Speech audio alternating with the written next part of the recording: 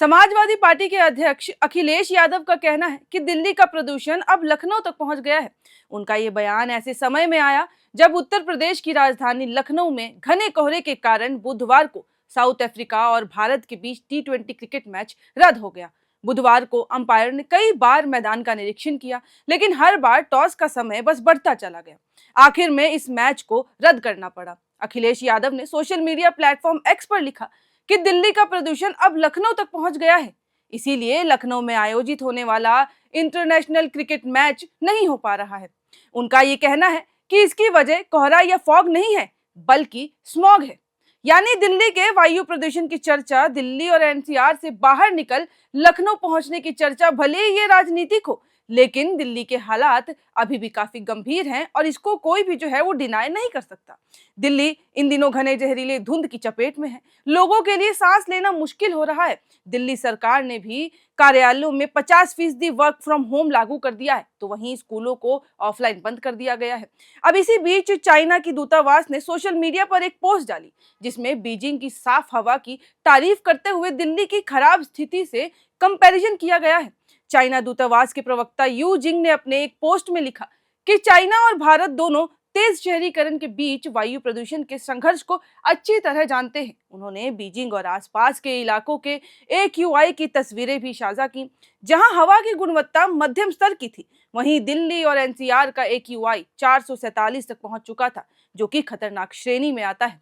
Using ने कहा कि ये फर्क चाइना के पिछले एक दशक के लगातार प्रयासों का नतीजा है। उन्होंने लिखा, हम एक छोटी सीरीज शेयर करेंगे जिसमें बताया जाएगा कि चाइना ने वायु प्रदूषण से कैसे मुकाबला किया और आज बेहतर स्थिति में कैसे है।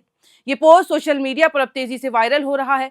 कई यूजर्स ने इस पेशकश का स्वागत किया और दिल्ली की खराब हवा की हालत पर चिंता जताई है। अब चाइना के हालात कैसे हुए? आखिरकार चाइना ने प्रदूषण से ये जंग कैसे जीती? चलिए आपको ये बताते हैं। तो चाइना ने 2013 में प्रदूषण पर युद्ध घोषित किया और राष्ट्रीय स्वच्छ हवा एक्शन प्लान शुरू किया। इसमें क्षेत्रीय लक्ष्य तय किए गए और स्थानीय अधिकारियों पर इन्हें पूरा करने का दबाव डाला गया। खास तौर पर PM 2.5 के स्तर को कम करने पर जोर दिया गया ताकि स्थिति बेहतर हो सके। इसके साथ ही AQI की निगरानी को मजबूत किया गया।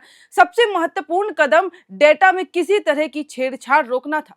कोयले का इस्तेमाल खासकर छोटे घरों की गर्मी के लिए प्रदूषण का बड़ा कारण था। चाइना ने बीजिंग को कोयले से दूर करके गैस आधारित बिजली और हीटिंग प्लांट पर शिफ्ट कर दिया। चाइना ने वाहनों के उत्सर्जन पर भी कड़ा नियंत्रण किया। ईंधन और वाहनों के नए मानक लागू किए गए। साथ ही पब्लिक ट्रांसपोर्ट को बेहतर बनाया गया ताकि लोग निजी गाड़ियों की बजाय बस मेट्रो का इस्तेमाल करें और जितनी कम व्हीकल्स रोड पे चढ़ेंगी उतना धुआं कम। निजी कारों की संख्या को भी नियंत्रित कर दिया गया इसके कारण। वहीं commission for air quality management ने ग्रेडेड रिस्पांस एक्शन प्लान यानी GRAP का स्टेज 4 लागू कर दिया है। इसमें निर्माण कार्यों पर रोक, प्रदूषण फैलाने वाले वाहनों पर पाबंदी और अन्य इमरजेंसी कदम शामिल हैं। दिल्ली का सर्दियों में प्रदूषण का संकट हर साल दोहराया जाता है और साल बदलते जाते हैं, लेकिन दिल्ली की स्थिति हमेशा ऐसी ही रहती है। और अब कई खबरें आपने देखी होंगी जिसमें आपको बताया जा रहा हो कि दिल्ली की हालत ऐसी है, स्थिति ऐसी हो गई है, AQI इतना खराब हो गया है कि अब लोगों को गाड़ी चलाने में, बाहर निकलने में भी मुश्किलों का सामना करने पड़ रहा है। आए दिन कोई ना कोई एक्सीडेंट हो जा रहा है और कारण है दिल्ली में फैला स्मॉग, जिसकी वजह से लोगों को सांस लेने में दिक्कत हो रही है, ट्रैवल करने में भी मुश्किलाहट का सामना करना पड़ रहा है। अभी भी अगर आप देखेंगे तो दिल्ली में शाम के समय पे लोगों को बाहर जाने के लिए मना कर दिया गया है। सिर्फ ये कारण है, क्यों? क्योंकि उनको सांस लेने में दिक्कतें होंगी, तो उनको कहा गया है कि अगर जरूरी काम हो तभी बाहर निकले, नहीं तो घर में ही रहे। तो अगर ऐसी स्थिति दिल्ली और NCR से बाहर निकलकर अब लखनऊ तक भी पहुंच रही है और बाकी आसपास के जिलों या फिर स्टेट में भी, तो ऐसी स्थिति में दिल्ली को बहुत ही ज्यादा सख्त कदम उठाने की आवश्यकता है और AQI को कम करना बेहद जरूरी हो गया है।